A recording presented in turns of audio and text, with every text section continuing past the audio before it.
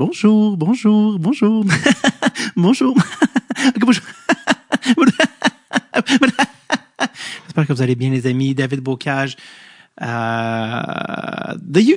usual suspect, David Bocage, au micro de son propre balado, Drette sur le tape. Dans sa 9e saison, lui qui gambade de saison en saison, en s'amusant de plus en plus, certains diraient. Trop, peut-être d'autres diraient. J'espère que vous allez bien, les amis. Si vous écoutez ceci publiquement, on est le 24 mars 2025. Et ce, à quelques jours de ma première médiatique à Montréal, de mon spectacle super normal, première médiatique au Club Soda, où j'ai vu The Killers, où j'ai vu Les Trois Accords, où j'ai vu Extérieur. Blague. Je n'ai jamais vu Extérieur en show. Alors, j'espère que... Écoute, c'est bizarre d'enregistrer ceci parce que je suis 2 semaines d'avance pour les Patreons. Donc, mon Dieu, si vous écoutez ceci live, envoyez-moi des bonnes vibes. Peut-être écoutez-vous ceci le 26 mars comme tel. Sinon, le 28 mars, je serai également en première médiatique à Québec, aussi sold out. Donc, envoyez-moi des bonnes vibes. Priez les dieux du hockey. Que je me rappelle de mes paroles dans mes putains de shows. J'ai une mémoire vraiment uniquement là, applicable aux marques d'équipement des années 90, telles Jofa. Koho, peut-être, certains diraient. Donc, voilà, c'est au moment où on est rendu. Mais sinon, très content aujourd'hui de vous présenter un nouvel épisode qui a été enregistré beaucoup plus récemment que les autres. Hein. Les autres montent des fois à plusieurs mois, voire l'été dernier, voire l'année dernière. Et le plus récent épisode, celui d'aujourd'hui, a été enregistré le 13 février 2025, alors que j'ai reçu à mon appartement, parce que oui, mon studio est vraiment dans mon appartement. Et par studio, je veux dire 2 micros dans mon bureau. Le réalisateur Guillaume Duval, qui a fait son premier film intitulé Les Joueurs d'hiver, qui est disponible sur tout.tv gratuitement, une version d'1 heure de son film. Il y en a une version un petit peu plus longue avec laquelle il a fait les festivals, qui s'intéresse aux artisans de l'ombre de nos patinoires extérieures au Québec. Que ce soit, et son film couvre vraiment le spectre du Québec parce que ça va autant Sainte-Anne-des-Monts en Gaspésie, Villeray, le quartier à Montréal, qu'une communauté autochtone sur la Côte-Nord. Et il va s'intéresser aux personnages derrière ça, aux histoires, aux humains. Je pense que c'est le parfait petit film pour réchauffer votre cœur avec un chocolat chaud, tel un enfant qui rentre dans la cabane pour enlever ses patins parce qu'il n'y a plus de sang des pieds et il est aux larmes.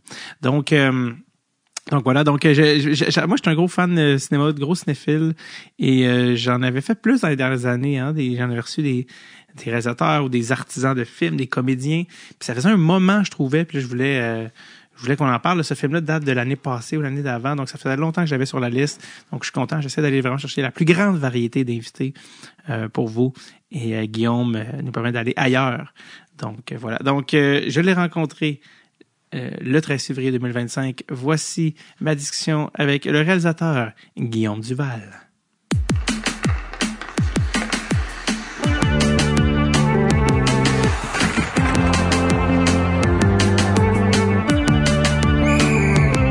Drette sur le tape avec David Bocage.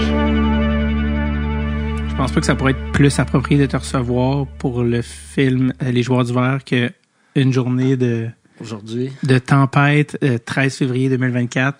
Il annonçait 40 quelques centimètres de neige. J'ai vu 7 pieds de neige à Québec. Et qui est déjà tombé? Je sais pas, mais je marchais pour m'en venir, puis j'ai juste vu... je passais par la BNQ pour aller pogner un livre, puis là, j'ai vu un Journal de Québec, 7 pieds de neige. Non, Journal de Montréal, 7 pieds de neige à Québec. Ouais. Je sais pas, mais j'ai passé vite. Mais je pense que c'est pas 7 centimètres. Non. Mais 7 pieds, c'est beaucoup. Ouais, c'est plus grand que nous, là. On n'est pas 7 pieds, là, chacun de nous. Ça fait combien de temps? Fait que Guillaume Duval. Oui, bonjour. Réalisateur. Oui. Émérite. Oui, je le mérite. Ben oui, je suis vraiment content de te recevoir. Ça faisait un petit moment que je t'avais mis sur ma liste. Ton film est paru en 2023, je pense. Fin 22, là. Okay. Décembre 2022. 2022, les joueurs d'hiver qui est disponible en version... Il y a une version télé sur tout.tv. Exact. Puis il y a une version... La version intégrale a roulé un peu en salle, en festival. Mm-hmm. Puis, pour ceux qui l'ont pas vu, qui ont, ça fait encore c'est quoi les joueurs d'hiver? Ben, la phrase, disons, qui la- vient le résumer, là, tu sais. la logline. Ouais, non, mais j'aime bien dire que c'est comme un miroir, un certain miroir de la société québécoise à travers les patinoires de quartier. Mais en gros, le film, il passe par ce lieu commun-là qui sont les patinoires pour essayer de montrer un peu comment ça aide à créer du sentiment d'appartenance, des liens de communauté, puis ainsi de suite. Des choses qui, à mes yeux, sont depuis toujours et sont encore de plus en plus indispensables. Mm-hmm. Et on parle de patinoire extérieure, je le mentionne. On Oui, parle pas exact. d'aréna, on parle vraiment de l'artisanat d'une patinoire Ce extérieure. qui se fait de façon le plus souvent spontanée puis volontaire. Mm-hmm. Et souvent bénévole aussi. Souvent bénévole, puis si c'est payé, ben ça, tu sais, le monde, ils checkeront le film, mais quand c'est payé, tu sais, je m'intéressais aussi à ceux qui viennent pas juste puncher, là. Mm-hmm. Les passionnés. Oui. Passionnés. Oui, ceux qui ont en tête de faire une belle job, là. Parle-moi un peu de comment est née l'idée de faire ce film-là. L'idée, ben moi je viens du théâtre, j'ai fait un bac en théâtre, une maîtrise en mise en scène, tout ça. Puis en finissant ma maîtrise, j'étais comme un peu fatigué du théâtre. Puis tu sais, de mémoire, là, c'était une époque là, où il y avait beaucoup les discussions là, sur la charte là, des valeurs québécoises. Les droits. Ah ouais, les valeurs, ouais. Puis là, moi, j'essayais, tu sais, de réfléchir, de me positionner par rapport à ça. Tu sais, moi, j'étais un fan des films de Falardeau, pis tout ça. Puis, tu sais, j'admirais son côté super tranché par rapport à la question de la souveraineté du Québec, puis tout ça. Puis en même temps, moi, j'étais pas capable d'avoir une position aussi tranchée, comme si il me manquait trop d'éléments. En fait, j'avais l'impression que je ne connaissais pas le Québec tant que ça. Puis, à travers mes études, on avait beaucoup le nez dans... on était tourné vers l'Europe, tu sais, les grandes œuvres, puis un peu des œuvres là, du Québec, les classiques, là, Michel Tremblay, tout ça, mais tu sais, j'ai grandi sur la Rive-Sud, j'ai déménagé à Montréal pour mes études, je m'étais pas promené tant que ça, tu sais, un peu de camping, puis tout ça, mais je connaissais pas le Québec, puis je voulais comme mieux comprendre, puis à un moment donné, ben, j'étais vacances d'hiver, là, dans le bas de Charlevoix, puis j'allais faire un tour à l'île aux Coudes. Mm-hmm. Puis tu sais, en plein mois de janvier, février, à l'île aux Coudes, il se passe pas grand-chose. Là, il y avait un bar d'ouvert, puis j'attendais le traversier, puis je jasais avec le barman là-bas, puis je disais, le monde font quoi l'hiver, tu sais? Puis il me dit, à part le skidoo, c'est la patinoire, tu sais. Puis il est pas tellement loin du traversier. Fait que là, en passant devant, j'étais à pied. Puis là, tu vois les spots, les montagnes de Charlevoix, le monde qui joue au hockey. Puis là, j'ai fait, je jasais avec le gars, tu sais, au bar, puis on se contait des anecdotes comme si j'avais grandi avec lui, là, tu sais. Parce que la référence, les dynamiques qui sont sur la glace, à un moment donné, les dynamiques humaines, puis tu sais, finalement, ils se ressemblent, tu sais. Puis là, je me suis dit, j'ai trouvé un point d'ancrage, un lieu commun que si t'es dans Charlevoix, que si t'es en Abitibi, que si t'es au Saguenay, que si t'es anglophone, que si t'es autochtone, francophone, ben, on partage ça. Fait que je me suis dit, ça va être mon point de départ, pas pour faire un énième documentaire de hockey, mais pour essayer de trouver des lignes de fuite, des points de ressemblance, puis des couleurs locales au Québec à travers ce prétexte-là. Wow. Puis à partir du moment où tu as eu l'idée jusqu'à ce que... on le sait, hein, une gestation, ça peut être très court, très, très long aussi, dépendamment. Comment ça s'est passé à partir du moment que tu as eu l'idée pour... puis des fois aussi, il y a une différence entre l'idée de base qu'on a, puis quand on mûrit, ça devient des fois d'autres choses. On réalise que ça devient sur quelque chose d'autre. Est-ce que ça a été le cas ou c'est resté fidèle? Ou... très fidèle, oui. Puis j'ai été chanceux parce que ça s'est fait assez vite entre l'idée puis la réalisation. Ouais. Combien de temps? J'ai eu l'idée en 2018. En 2019, j'avais un producteur. En 2020, je commençais à faire de la recherche. En 2022, on était en 2021. 2020-2021, je tournais. 2022, ça sortait. Et je veux juste rappeler aux gens, ça, en cinéma, c'est rapide. Oui, c'est ça, exact. Les gens sont comme, c'est parce que là, ils viennent de me parler de 4 ans, là. Ben, pour un premier long métrage, ceux qui font du... en en plus, tu sais, moi, j'ai pas j'ai pas mangé mes croûtes avec du court-métrage. Je l'ai fait en théâtre en masse, là. Tu sais, des shows payés en ticket de bière, là. Mais je l'avais pas fait en cinéma, puis c'était allé assez vite. Mais ça, bon, c'est cool, puis en même temps, là, vois-tu, je suis de retour à la réalité. Là, tu sais, je travaille à développer d'autres films. Puis bon, mais c'est pas à chaque fois que tu as une idée qu'elle est financée, puis let's go, ça y va, là, tu sais. Fait que... c'est ça, là, je fais mes armes. Mais par rapport aux joueurs d'hiver, tu as décidé d'y aller avec un aspect géographique au documentaire, c'est-à-dire qu'on suit des personnages d'une part sur la Côte-Nord. On a aussi Cap-16, qui est pas loin de Sainte-Anne-des-Monts en Gaspésie.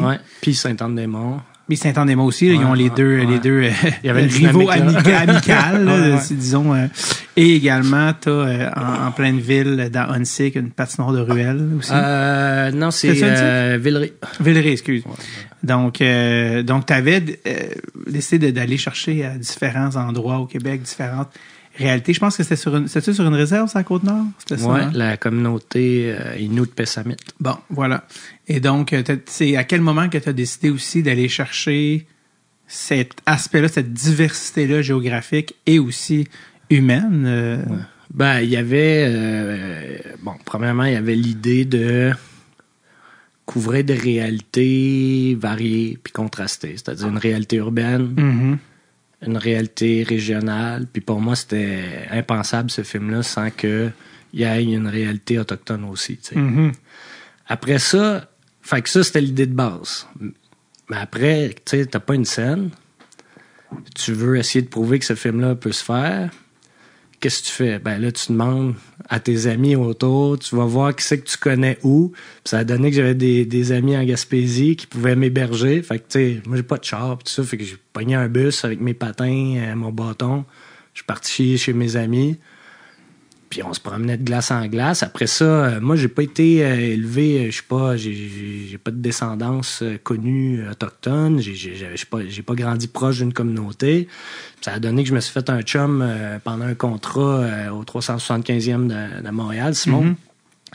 Puis là, j'ai demandé, hey, peux-tu m'aider? J'aimerais ça, tu sais, tourner dans une communauté. Lui, il vient de Pessamit. Fait qu'il m'a dit, je pense bien qu'il y a une glace, tu sais. Je pense pas que c'est un grand joueur de hockey, mais il me dit, je pense bien qu'il y a une glace. Fait qu'il m'a mis en contact avec des amis là-bas. Puis en ville, ben, c'est aussi en me promenant, tu sais. Il y a... ouais, c'est du bas, tu sais, c'est du bouche à oreille. Fait que t'as l'idée, puis après ça, matériellement, comment t'as concrétises quand t'as pas de budget. Fait que ta recherche est passée par tes amis, dans le fond. Dans le fond, les gens que tu connaissais. Du bouche à oreille, là. Exact, c'est ça. Ouais. Fait que c'est comme ça. Puis beaucoup de kilomètres en... Tu sais, je me souviens, les premières fois que je suis parti, là, partais en bus, tu sais, j'avais pas de fric pour me louer un char pendant une semaine ou deux, là, tu sais. Fait que je prenais un bus, puis là, j'arrivais, mettons... c'est ça, mettons, à Sainte-Anne, j'avais des chums, des amis de filles qui me ramassaient là. On a checké les patinoires, tout ça. Puis après ça, ils m'ont droppé à Matane, à Traverse. Puis là, j'allais jusqu'à Bécomo. Ouais. Puis là, ben, mon ami Yann de Pessamit, il venait me chercher à Bécomo. Puis là, pour aller à Pessamit. Combien de temps à Pessamit de Bécomo? C'est pas si loin, là. C'est peut-être de mémoire 1 heure, peut-être. OK. Puis là, fait que tu t'es vraiment arrangé de manière complètement, débrouillarde. Ouais, ben c'est ça, là. J'avais envie de faire ça. Puis, tu sais, pour moi, c'était aussi une façon de... Tu sais, là, on s'en parle, là, puis je l'avais pas vu de même, là, mais tu sais, il y avait le côté matériel, j'avais pas le choix. Ouais. Puis, il y a aussi le fait que ça de voyager de cette façon-là, d'embarquer avec du monde en auto, d'être dans le bus avec du monde de la place, tu jases de ton projet, tu jases de t'es qui dans la vie, tu fais quoi, blablabla. Ben, c'est une façon aussi de s'imprégner des places où tu vas. Parce qu'on a souvent tendance à prendre pour acquis ce qui est proche de nous, tu sais. Alors, notre premier réflexe, quand tu veux voyager, c'est d'aller à l'autre bout de la planète, voir des palmiers, voir du sable, puis tout ça. Mais au final, voyager, c'est un état d'esprit. C'est plus qu'un lieu. Puis quand tu pars de même, là, avec presque rien, puis juste quasiment sur le pouce, tu tombes dans cet état d'esprit-là de voyage, d'ouverture. Puis t'intéresser à comment ça marche, les affaires ici. Puis c'est peut-être pas exotique à première vue, quoique des fois oui. Ouais. Mais t'ouvres tes horizons même, tu sais. Puis pour ceux qui me voient pas à l'écran, il utilise ses mains pour ouvrir l'horizon. Exact. D'un large mouvement, tel un spectre qui s'ouvre devant ses yeux. Ben oui, avec. C'était quoi ta question par rapport à ça? Comment j'ai fait? Comment tu t'appelles? Non, oui, comment en fait t'en étais venu à l'aspect du documentaire, du concept, l'aspect géographique c'est ça. Ok, je vais décliner ça. Parce que je voulais montrer différentes réalités. Oui, puis il y a une autre affaire aussi qui me chicotait. Tu sais, moi, je viens de Saint-Jean-sur-Richelieu. Puis quand mes parents, ils sont pas dans le milieu, c'est pas des intellos universitaires ou tu sais, quand j'étais allé en théâtre, c'était un peu en marge de ce qui est connu, tu sais. Puis moi, tu le sais jamais quand t'arrives là d'une autre place que de Montréal, puis tout ça, que t'as peut-être un accent, tu le sais pas, tu es juste habitué. Fait que là, j'ai commencé mes cours, puis le monde, il trouvait ça rigolo, tu sais, comment je parlais. Puis j'avais pas un gros accent tant que ça, mais déjà, t'habites à Saint-Jean, puis tu t'en vas dans une classe d'études théâtrales, tout ça, puis là, tu sais, puis il y avait toute cette notion-là. Fait que là, déjà, il y en a... Saint-Jean est à 45 minutes de Montréal. Ouais, c'est pas loin, c'est pas loin, mais quand même. Pas loin du tout. Mais quand même, tu sais. C'était quoi l'accent? C'est quoi l'accent de Saint-Jean? Je sais pas. Je pourrais pas te limiter. Okay. Je vais être off, c'est ça. OK. Ben, continue. J'ai jamais remarqué un accent de Saint-Jean, c'est pour ça que j'étais comme... Ben, c'est parce qu'on est proche, c'est moins flagrant, mais en tout cas, puis disons que j'étais plus proche du moi et toi que du toi moi, tu sais. OK. Dans ce sens-là. Puis, fait que là, tu sais, ça suscitait de la moquerie, puis tout ça. Fait que là, au début, j'étais un peu timide, des fois, de participer, là, tu sais, dans les classes. Jusqu'à temps que je me rende compte que finalement, c'est pas parce que t'as un accent ou que tu parles bien ou whatever que tu parles bien. Que ta façon de parler est comme normalisée, que ce que tu dis, c'est intéressant. Il n'y a pas un corollaire là. T'sais. Puis là, à un moment donné, j'ai commencé à assumer ça. Puis là, j'avais des discussions avec des amis où il y avait comme toute cette idée-là où ce qu'on jasait, tu sais, sur la diversité, puis où ce que finalement, on avait des discussions des fois où ce que on dirait que les gens, s'ils venaient de l'étranger, fallait les accueillir à bras ouverts sans les connaître. Fine, c'est bien correct, faisons confiance. Mais un bonhomme ou une bonne femme avec un accent gros comme le bras qui vient de Drummond ou de Victo ou de l'Abitibi, c'était juste quasiment de bon goût de s'en moquer à cause de son accent, puis que cette personne-là était peut-être, tu sais, le clivage région-ville. Ouais. Puis j'étais tanné d'entendre ça. T'sais. Ouais, je comprends. Puis là, à un moment donné, j'ai envie qu'il y ait un dialogue entre des réalités qu'on vit, puis au lieu de se regarder de loin, puis de se rester dans des espèces de clichés, c'est pas parce que t'as un skidoo, une soute de skidoo puis un pick-up que t'es pas capable de philosopher sur la nature humaine, tu sais. Puis c'est ça qui m'intéresse. Ouais. Puis c'est pas parce que t'habites en ville que t'es un égoïste puis un individualiste fini, tu sais. Ouais. Que les deux... sortir des carcans puis qu'il y a une réelle communication peut-être entre les deux. Ouais, puis la glace, tu sais, ceux qui s'occupent des glaces, là, ils font pas ça juste pour eux autres.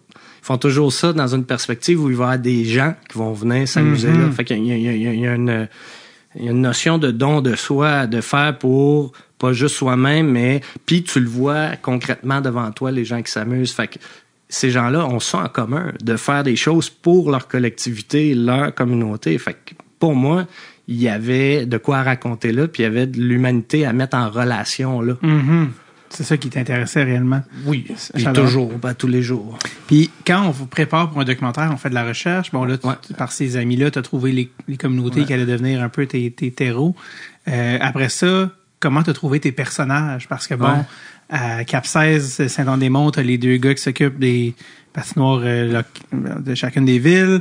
Dans la ruelle à Villeray, on parle ici de pères de famille qui ont fait un petit peu des patinoires pour les enfants. Puis sur la communauté autochtone dans le Côte-Nord, ben là, sur la Côte-Nord, là, on parle ici d'une joute entre les femmes. Le tournoi des boboules qui est comme un autre.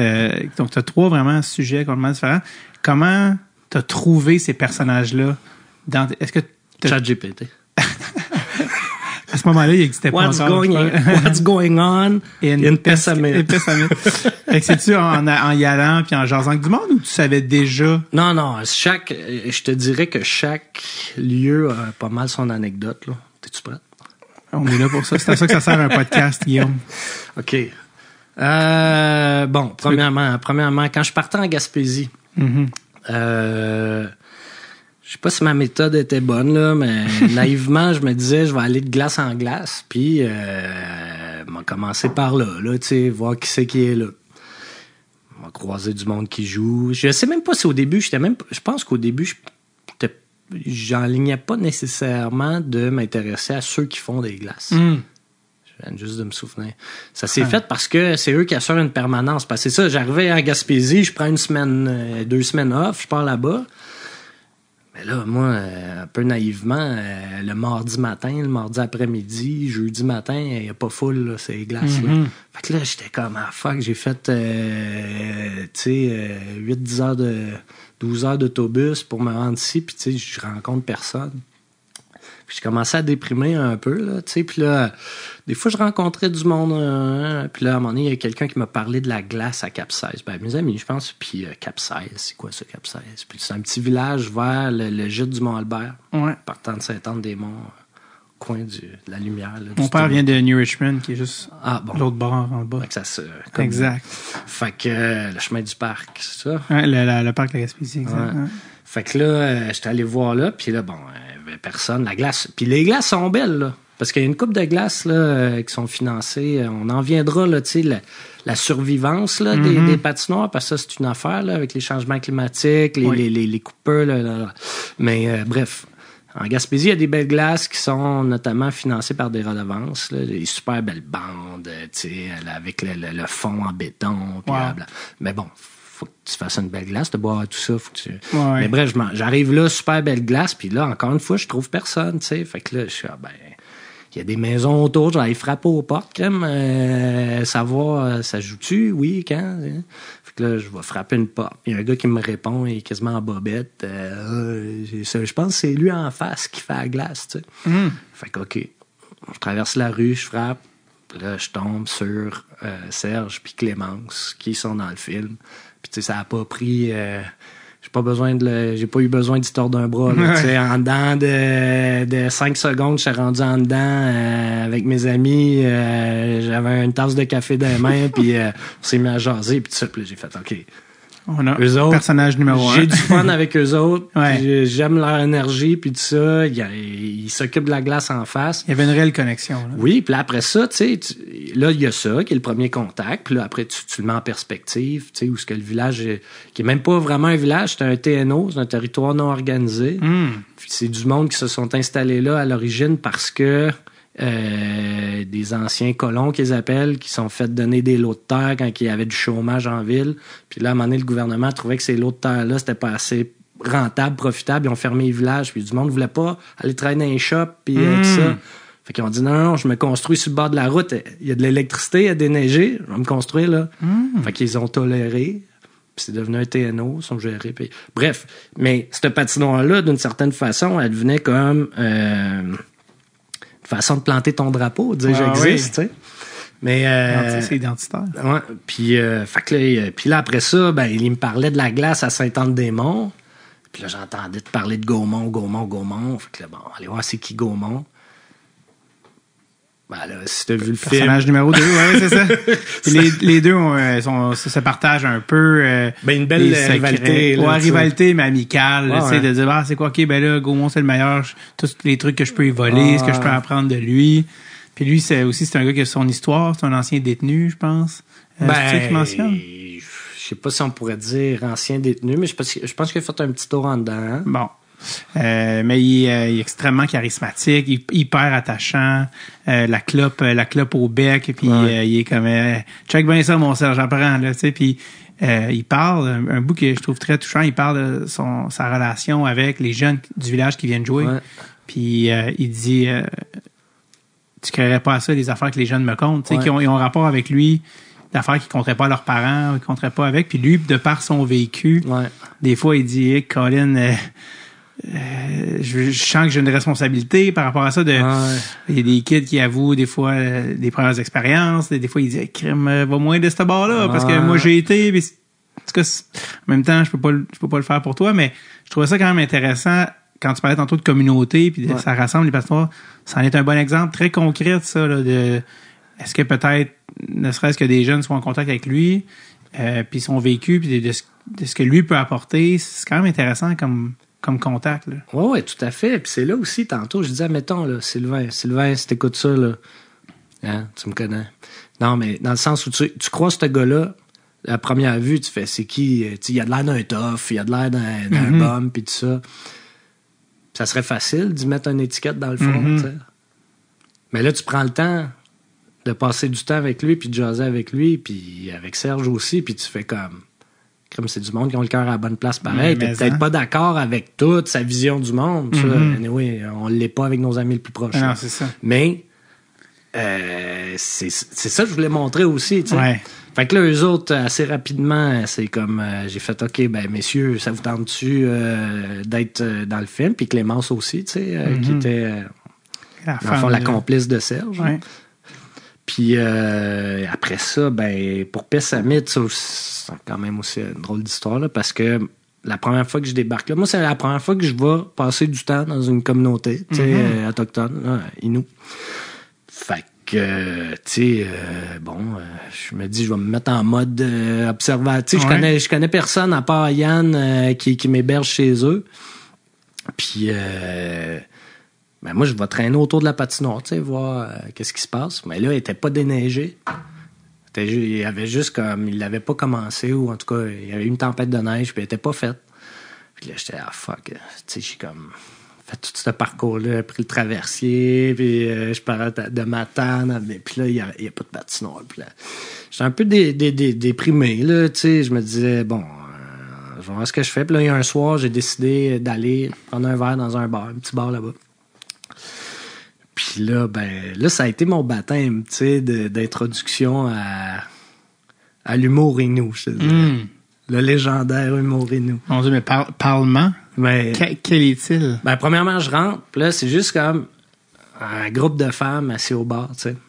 Petit bar. Puis là, moi, je rentre, fait que là, tu sais, l'étranger qui débarque, puis tout ça. Fait que là, tout de suite, on se salue, tu sais. Je salue poliment. Puis ben, mais ça leur a pas pris 5 minutes que là, ils se sont mis à me lancer des cracks de, tu sais, comment dire... À te roaster. Tu sais, viens donc t'asseoir avec nous autres. S'il manque de chaise, tu peux t'asseoir sur mes genoux, blablabla. Tu sais, comme une bande de dudes ferait normalement avec une fille, là, tu sais. Là, c'est comme, c'était les rôles inversés. Puis moi, tu sais, j'étais assez baveux, puis fait que j'ai embarqué tout de suite, puis là, ils sont mis à me payer des verres, on s'est mis à prendre un coup, tu sais. Puis là, la soirée avançait, puis il y a eu une panne d'électricité. Fait que là, on était rendu à prendre des shots, à prendre des bières, à chandelle. Puis là, les gars, tous les chums, puis tu sais, la famille de ces femmes-là, ils étaient dans un tournoi de pêche à la glace, sa rivière, Betty-Amit, je pense. En tout cas, ils étaient à la pêche à la glace, puis là, ils sont revenus de leur tournoi de pêche. Ben là, le party a comme reparti, puis tout ça.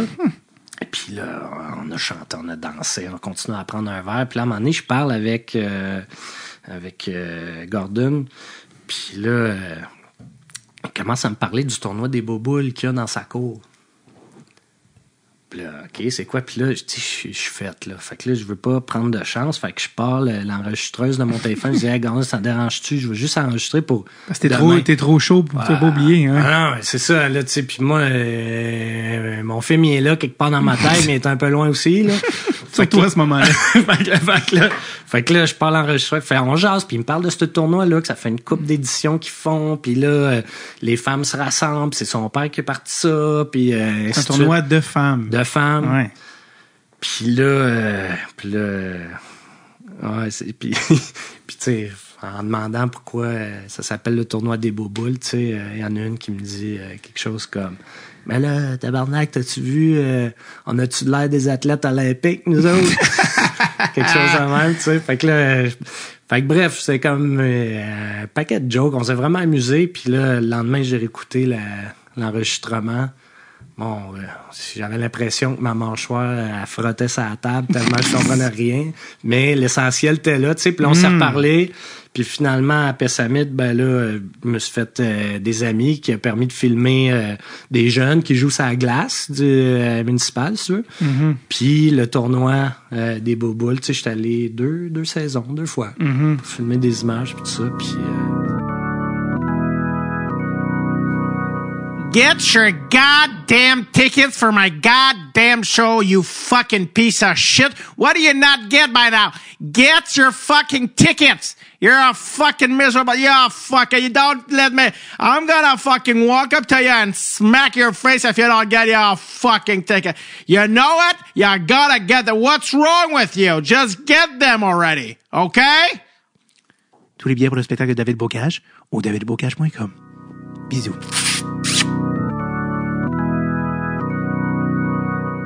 Comment là, t'as trouvé tes personnages, t'as tes localisations, tout ça. Quand on fait de la fiction, ben, c'est scénarisé à 100%. Il y a un personnage qui dit ça, l'autre répond ça, on monte au montage. Quand tu fais du docu, c'est pas exactement comme ça. Comment tu t'es préparé ou pas préparé, dépendamment?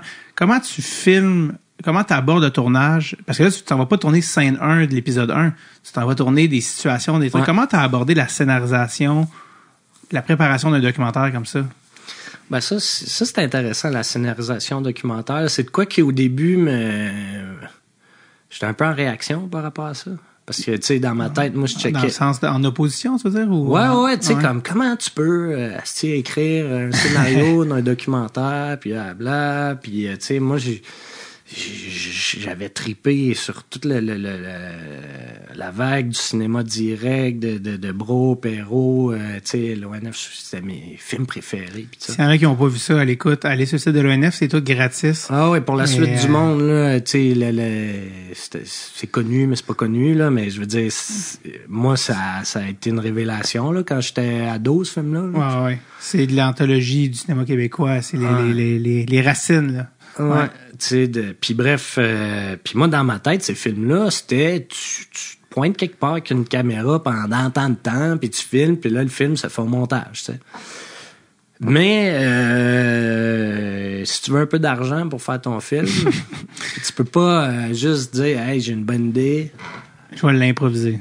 Et t'auras pas d'argent. T'sais. Non. Fait qu'il faut que tu scénarises parce que les bailleurs de fonds veulent des garanties, si tu veux. Entre guillemets, avec ses mains. Fait que, mais à cette heure-là, la scénarisation de documentaire, moi, je trouve ça, j'aime ça, j'ai un plaisir parce que, en fait, là, je travaillais de même en théâtre, puis je vais faire l'analogie avec le hockey, hein, tant qu'à être dans le podcast. Allons-y. Comment je vois le scénario, c'est comme, admettons, une game de hockey, OK? Fait que là, premièrement, tu définis ta bande. Parce que sinon, ta rondelle va aller à l'infini. Fait que tu définis ta bande, tu définis tes lignes de jeu, puis tu définis tes positions, puis là, tu mets la rondelle en jeu, puis tu checkes ça aller. Grosso modo, moi, ce que j'aime, c'est, bon, premièrement, trouver le cœur du sujet que je veux, dont je veux parler. Ça serait l'analogie avec les bandes. Ensuite, le lieu. À quoi tu vas jouer, là, tu sais, le lieu. Fait que je trouve un sujet, un lieu, puis mes personnages, mes joueurs. Puis là, après ça, moi, ben, c'est moi qui rentre en jeu avec mes questions, Mais là, ça, c'est dans le tournage, plus. Non, je me suis trompé. OK, on coupe son montage en vrai. Mais ça ressemble un peu au scénario, dans le sens où, ce qui est intéressant, c'est de dire, OK, qu'est-ce que j'ai envie de creuser comme thématique? Puis, à partir de la recherche que tu as faite, quelles seraient les hypothèses à partir du lieu, à partir des personnes que tu as là, à partir des thèmes que tu as envie de creuser? Quelles sont les hypothèses de scène qui pourraient fonctionner? Comment je peux te faire voir le film sur papier à partir de mes personnages, de mes lieux puis de mes thématiques? Fait que là, moi, mettons, j'ai ma gang de Pessamit, c'est dans une cour arrière, il y a tel vibe qui se passe, puis tout ça. Voici à peu près ce que je pourrais filmer. Je le décris, puis je l'écris bien, puis tout ça, puis pour pouvoir le mettre. Fait que moi, ce que ça me Ça fait... reste un médium d'image. ça. Qu'est-ce qu'on va voir? Exact. Fait que moi, au final, ce que ça me permet, c'est que quand j'arrive sur place, mon scénario, c'est un peu comme Plan de marche. un blueprint de quoi filmer, puis à travers ça, ben je laisse le jeu se dérouler. Tu sais, je vais pas scripter. En fiction, dans les Mighty Ducks, chaque passe est scripté. Chaque slapshot, tandis que en documentaire, tu t'installes tout le jeu, mais tu le laisses aller puis tu le filmes tel qu'il se déroule devant toi. Tu sais. Moi, c'est ce que je trouve le fun, parce que là, t'as un effet de... Tu te fais surprendre, tu sais, de mettre dans une position où ce que tu peux laisser le hasard puis la surprise advenir. C'est vivant. Qu'est-ce qui a été peut-être la plus grosse surprise dans ton tournage pour ce film-là, ou des trucs où tu t'es fait auxquels tu aurais réagi?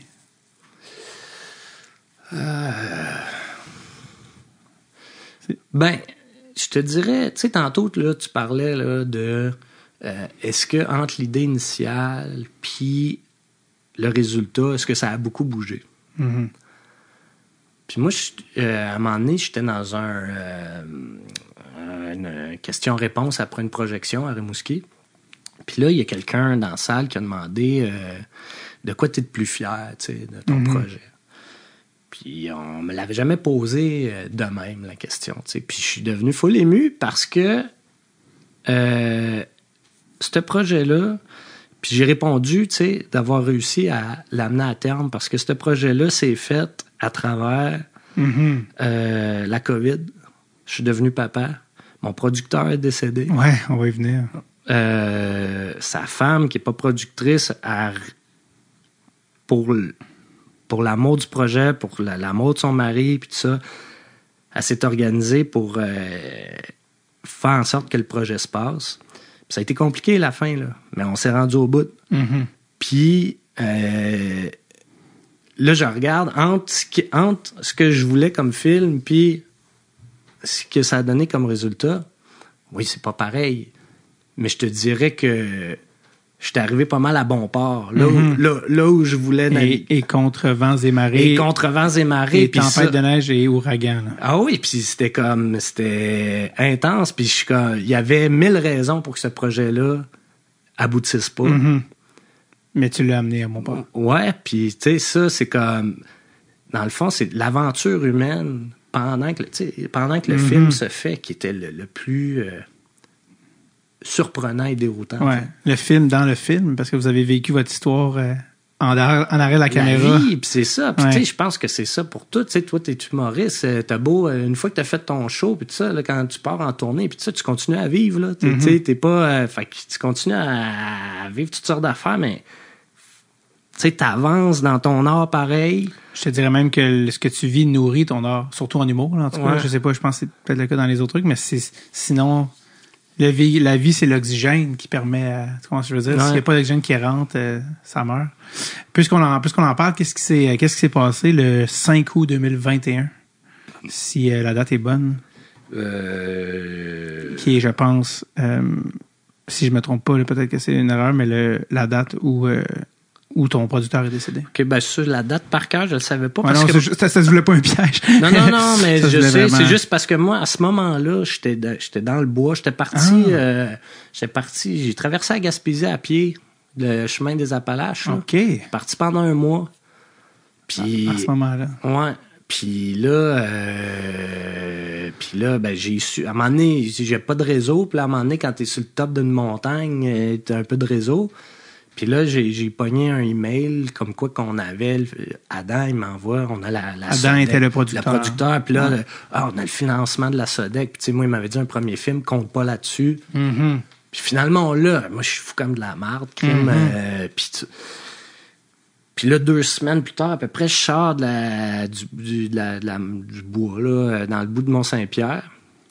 Puis, fait que là, j'ai comme un message. Puis là, j'ai un message vocal qui me dit qu'il m'apprend le décès d'Adam. Message vocal de qui? Son ex-femme, je pense, quelque chose de même. Mon Dieu.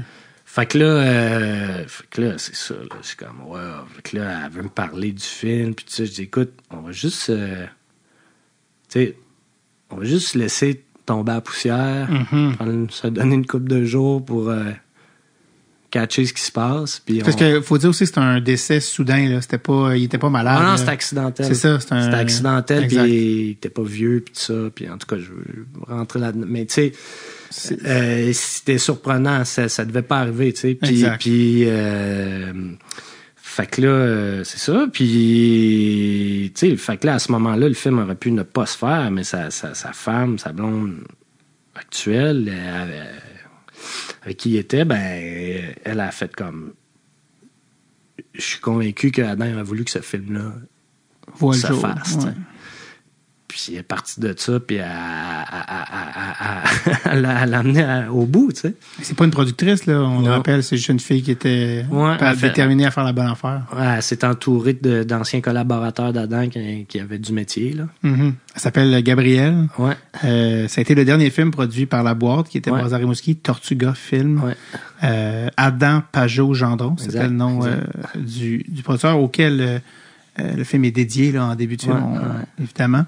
Sa veuve, Gabrielle Dion, vous a permis de compléter le film et il va y avoir une projection éventuellement à Rimouski. Je dis, là, je parle à ce moment-là. Exactement, je veux dire, il y a eu à ce moment-là, plus tard, projection à Rimouski, qui, je pense, a été extrêmement touchante. Parle-moi un petit peu de retourner où la boîte était basée. J'ai lu que Gabriel a carrément pleuré là, tout le long. Ouais, non, mais c'était vraiment émouvant, là, tu sais. Puis, comment tu as vécu cette projection-là? Tu sais, là, avec beaucoup de fébrilité, là, tu sais, tu me plonges là-dedans, puis encore maintenant, tu sais, c'est comme ça me remue parce que, tu sais, je repense aux parents d'Adam qui sont venus me prendre dans leurs bras au début du film, tu sais, au début dehors, là, il y avait une activité, là, puis moi, je les connaissais pas, là, puis, mais tu sais, on avait besoin de, tu sais, t'as besoin de ça, là, hein, du contact humain, la chaleur humaine, puis ce qui est le fun, c'est que le film amène ça aussi, là. Il y a de quoi d'humain, je pense, dans le film, de la chaleur humaine, puis il y a comme aussi Gabriel qui, tu sais, dans le film, tu vois au début, il y a comme de l'eau qui coule, on voit la glace, puis le film finit, puis l'eau retourne dans la mer. Mm-hmm. Grosso modo, là, je fais du point A au point Z là, d'un coup, là. Mais spoiler. Puis, tu sais, Gabriel, pour elle, c'est venu la toucher dans cette idée-là du cycle, tu sais. Le cycle de la vie. Ouais, complètement. Puis en tout cas. Puis, ils ont des enfants aussi, tu sais. Il y avait beaucoup de layers à tout ça, là. Ouais, non, c'est ça, c'était chargé. Puis c'est à ce moment-là, c'était dans cette question-réponse-là que quelqu'un du public m'avait demandé c'est quoi t'es le plus fier. Puis c'est quand même particulier, tu sais, je suis pas quelqu'un qui cache ses émotions puis tout ça, mais tu sais, c'était une grosse salle, puis elle était pleine, puis de vivre des émotions, tu sais, j'ai fait du théâtre, là, tu sais, tu joues les émotions, mais là, d'être touché au fond du cœur, puis comme être en larmes de même, parce que tu prends conscience de toutes ces couches-là, puis t'as le monde dans ta face qui sont là, puis qui le vivent avec toi, là. C'est intense, c'est particulier. Ça va rester, j'imagine, cette projection-là, quelque chose qui va qui est resté avec toi là, quand même, qui est intimement relié au film. Oui, puis il faut que tu te ramènes à ces affaires-là. Quand tu fais du cinéma là, ou n'importe quoi, de l'art, tu sais, c'est facile de... Tu sais, au cinéma, là, c'est comme de ce que j'ai découvert, il n'y avait pas ça en théâtre, mais au cinéma, tu sais, c'est comme... Il y a des prix et des festivals tout le temps. Tu sais, tu regardes un poster tu regardes un poster de cinéma, puis tu juges l'intérêt à aller le voir en fonction des petits lauriers qu'il y a dessus, tu sais. Ben ça, c'est la business, puis tout ça autour de ça, mais ça... Comment je te dirais? Quand tu fais des films, là, c'est facile de créer de l'attente, là, faudrait que ça gagne ci, faudrait que ça gagne ça. En humour, il y a peut-être de quoi d'équivalent, là, avec des créer des buzz, là. Puis, tu sais, en tout cas, puis là, à un moment donné, c'est facile de se laisser prendre là-dedans, puis, tu sais, d'oublier, dans le fond, oui, il y a l'œuvre, mais il y a toute l'expérience humaine qui mène à l'œuvre, puis les vraies expériences humaines qu'un show ou un film amène. Puis c'est ça qui, tu sais, ton artisanat puis les contacts humains sincères, il faut que ça soit le cœur de ce que tu fais, tu sais. Ça peut, en effet, dans les arts, la portion show business, la portion business Ego, des là, fois. tu sais, d'être flatté dans le sens du poil, puis qui vient te dire bravo. Tu sais, juger de ton mérite puis de ta réussite en fonction des petites médailles qu'on t'accroche dans le cou, plutôt que de la qualité de ton travail puis de l'impact que tu crées vraiment dans le cœur du monde. Là. Absolument. Tu sais, puis je pense que tout ce qui est, puis je sais pas partir en audition, mais tout ce qui est les prix reliés aux arts, tu sais, je veux dire, l'art, c'est le langage des émotions humaines. Après ça, de dire qu'un film est meilleur qu'un autre, c'est comme dire qu'un fruit est meilleur qu'un autre, ça n'a pas vraiment rapport. Tu vois ce que je veux dire? Puis il va y avoir des fruits plus mûrs que d'autres. Il va y avoir des jobs, des comment je te dirais, des gens qui vont maîtriser leur artisanat certainement. mieux. Puis ça, c'est correct. Tu sais. Et après ça, un film, comment tu le reçois, puis versus comment quelqu'un d'autre le reçoit. Chacun le reçoit comme il le reçoit, puis il y a pas de mauvaise réponse, tu sais, à un moment donné, là-dedans. Parlons-en de la réception du film. Comment ça s'est passé? Est-ce que tu t'es promené un petit peu en festival? Comment les gens... Est-ce que tu as eu la chance d'aller à l'étranger? Comment ça s'est passé pour la run du film? Ben ça, c'est ça. Rendu là, à la fin, quand est venu le temps de l'étape de la post-production puis de la distribution, là, c'était un peu complexe parce que, en n'ayant plus de capitaine de bateau expérimenté, les énergies moi, j'ai dû en prendre pas mal, puis je naviguais à l'aveugle, puis là, il a fallu changer de distributeur à dernière minute, ça a compromis un peu les fonds qu'on pouvait avoir avec ça. Fait que le film a eu quand même, je pense, un beau rayonnement, mais qui a aussi été un peu limité, je pense, par les circonstances. Okay. Mais ceux qui l'ont vu, tu sais, je me suis promené, tu sais, ça jouait un peu en festival en Europe, ça a gagné des prix en France, en Suisse, puis ça s'est promené au Québec, au rendez-vous Québec Cinéma. Ouais. Puis c'est ça. Mais d'être dans les salles, avec les questions-réponses avec le public, puis tout ça, tu sais, les gens qui ont été indifférents, je m'en suis pas rendu compte. Les gens qui ont pas aimé, je m'en suis pas rendu compte. Mais ceux qui ont apprécié, ça les a vraiment touchés, tu sais. Puis non, je suis. Qu'est-ce que t'espérais dire avec ce film-là? Ben, tu sais, ce qu'on parlait tantôt, là, pour moi, là, en ce moment, tu sais, c'est facile d'avoir peur là, de où s'en va le monde. Là, tous les jours, on a une nouvelle raison de se dire « What the fuck? Qu'est-ce qui va se passer demain? » Puis, pour moi, plus ça va, plus je me rends compte que au final, là, ce qui se passe, puis tout ça, une des choses qui va faire une grosse différence, c'est la qualité des liens puis de la solidarité que tu vas entretenir avec, oui, tes proches, mais ton voisinage, ton quartier.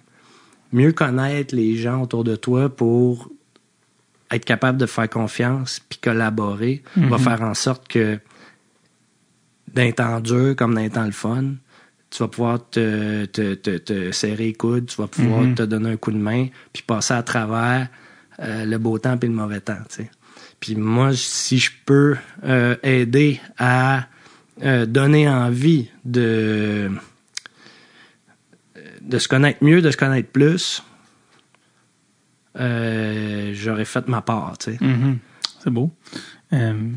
Commencer avec le micro avant le macro, tu sais, de commencer par ses voisins, commencer par sa communauté, je pense. Ben, tu sais, puis plus le film voyage, plus après ça pourrait toucher du monde. Mais tu sais, moi, en tout cas, j'essaie de travailler dans ce sens-là. Là. Je sais pas si ça...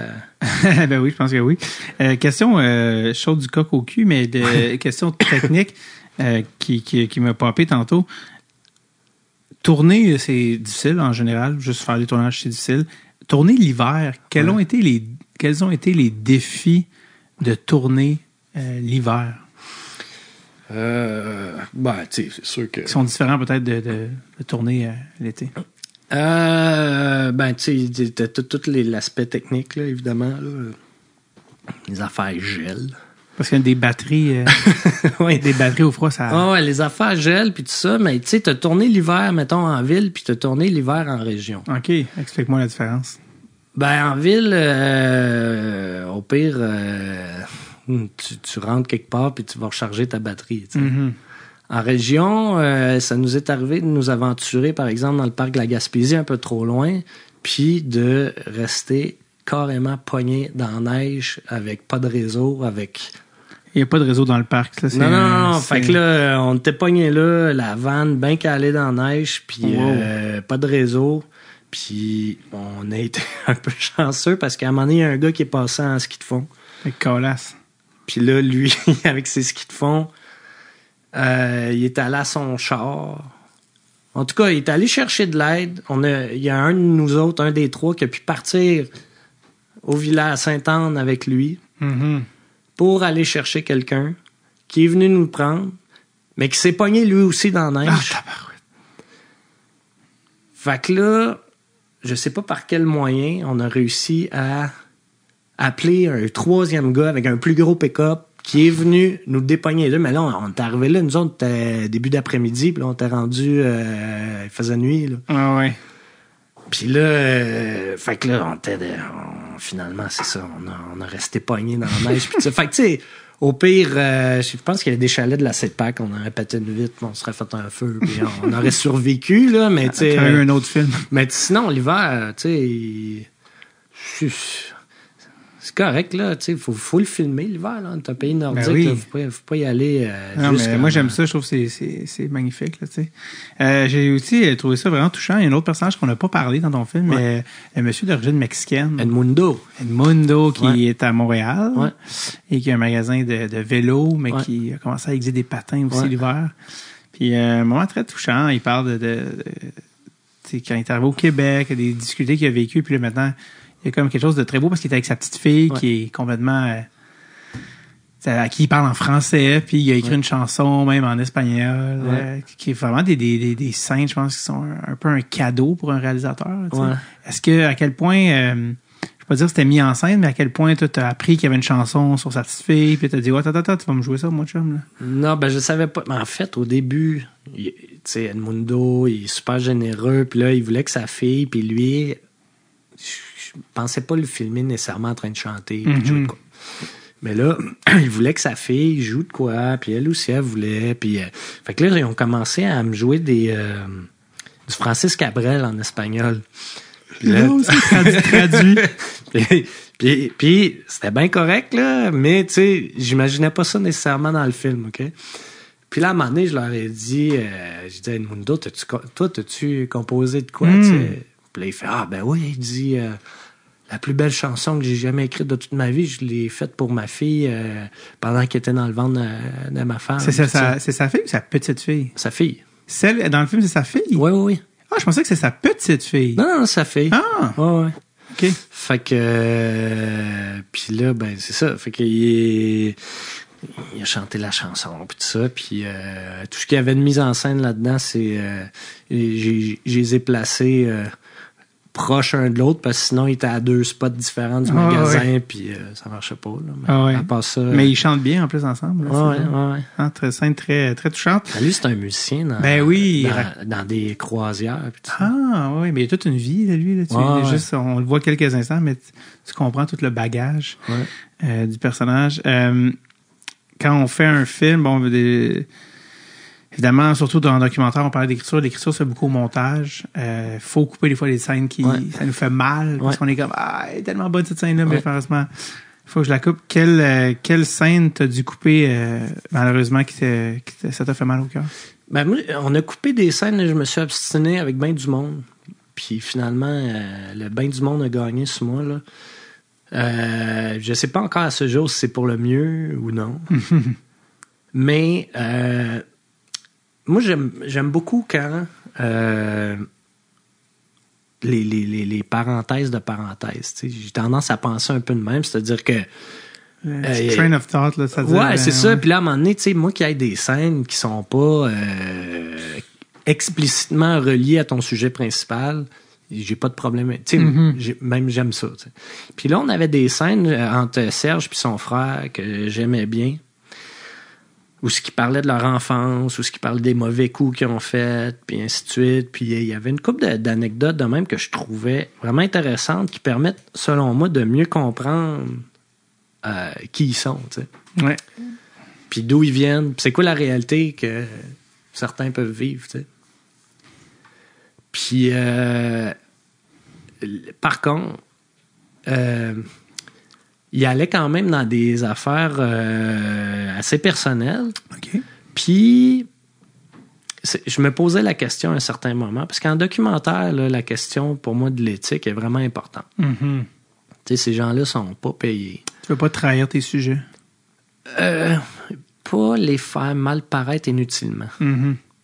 Dans le sens où, si, mettons, quelqu'un te confie quelque chose, puis dans sa façon de le dire, c'est... dans sa façon de le dire, il y aurait quelque chose qui pourrait être tourné en dérision, faut que tu fasses attention. Parce que faut que tu mettes en contexte. Tu peux aller dire n'importe quoi, mais ça vient avec une mise en contexte. Mm-hmm. Fait que là, les histoires personnelles qu'ils me contaient, puis tout ça, je prenais un risque si on les mettait telles quelles, qu'il y ait des choses qui puissent être mal interprétées. Puis, fait que là, si j'avais voulu les mettre en contexte, là, ça commençait à venir lourd un peu sa structure de montage. Mm-hmm. Je comprends. Puis moi, vu que j'avais passé beaucoup de temps avec eux, peut-être que je faisais des raccourcis mentaux puis émotifs sur mon appréciation de ces scènes-là, tu sais. Ouais. Mais fait que je me demande encore aujourd'hui si j'aurais dû les mettre ou non. Je n'ai pas avec de regret avec ça, mais c'est une bonne leçon pour les prochains films. Ouais, parlons-en. Quelle chose t'as appris sur ce film-là que tu sais maintenant que tu vas mettre en œuvre pour tes prochains films? Parce que là, c'était-tu ton... Premier long métrage, j'avais fait j'ai fait mes études universitaires en théâtre, mais j'ai fait mon cégep en cinéma. Tu sais, j'ai fait des petits films étudiants, ça. Mais quand même, c'est un apprentissage. Ouais, mais tu sais, j'étais bien entouré, là, tu sais. J'avais quand même directeur photo, Louis-Philippe, mon chum d'expérience, preneur de son qui avait plus d'expérience que moi aussi, c'est ton âge, puis Philippe, puis Simon, puis fait eux, ils m'apportaient une certaine confiance, ça, mais tu sais, il y a en même temps, j'avais quand même travaillé, tu sais, en travaillant, en faisant de la mise en scène, puis tout ça, puis je travaillais beaucoup, je faisais beaucoup de médiation culturelle où ce que je partais des récits des gens pour faire de la création. Fait qu'il y avait une suite un peu logique à continuer dans le documentaire. Ouais. Puis, tu sais, mais bon, mes plus grands apprentissages, c'est sûr que c'est au niveau technique, là. Dans le sens où comment être efficace, comment penser en termes de plan avec la caméra. En tout cas, mes apprentissages sont là. Sinon, tu sais, au point de vue humain, c'est sûr que tu peux voir dans le film, ben, tu sais, c'est des récits qui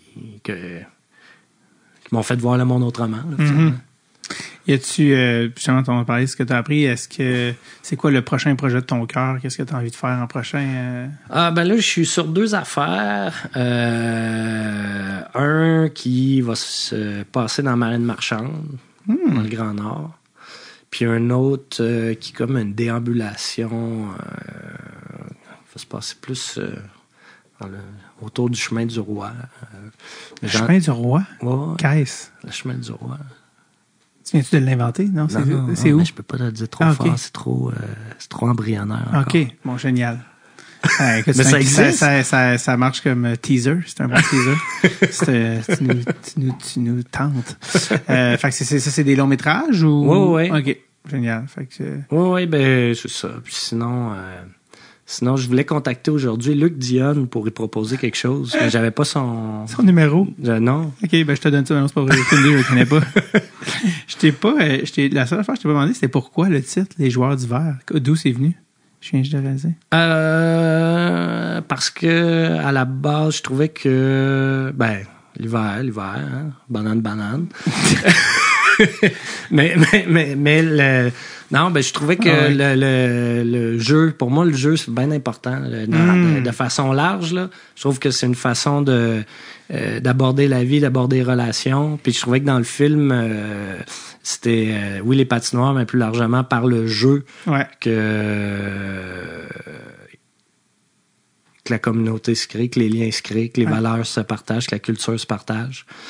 Puis l'hiver, puis là, ben c'est ça. Puis là, vu que on peut penser le jeu de mots, vu qu'il y a différents personnages divers, pluriels. Oui, complètement. Non, ça se vaut complètement. Écoute, Guillaume, moi, je sais pas si on a fait le tour. Y a-t-il des choses dont on n'a pas parlé que tu aimerais parler? Parce qu'on a quand même touché à tellement d'affaires. Ouais, ben écoute, moi, gros merci de me donner l'occasion de parler de ce film-là, puis de déborder, tu sais, sur d'autres aspects. Ouais. Là. On l'a dit, les parenthèses, c'est aussi important, sinon plus. Ouais. Ben merci, Guillaume, d'être passé à Dreadful Tape. Ça fait plaisir. Puis très hâte de voir tes prochains projets, aussi mystérieux soient-ils. Ouais, je vais essayer qu'il y ait tout le temps un lien avec le hockey hockey pour être... Ouais, exact. On va toujours te faire de la place. Parce qu'à un moment donné, il y a comme un bas de hockey en arrière quand il ramasse le cadavre. Ah, j'avoue. Invite-le. Merci, Guillaume. Merci, salut.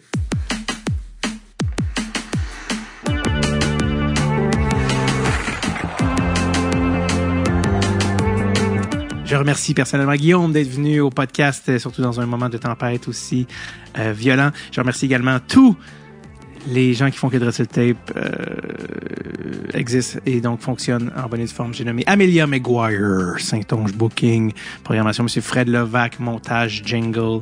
Et je vous remercie, vous les amis, d'être au rendez-vous. La saison achève, mais on est encore là. On est encore là. On est encore capable. Je sais quelque chose pareil. Hey, bonne semaine, là. Bonne semaine.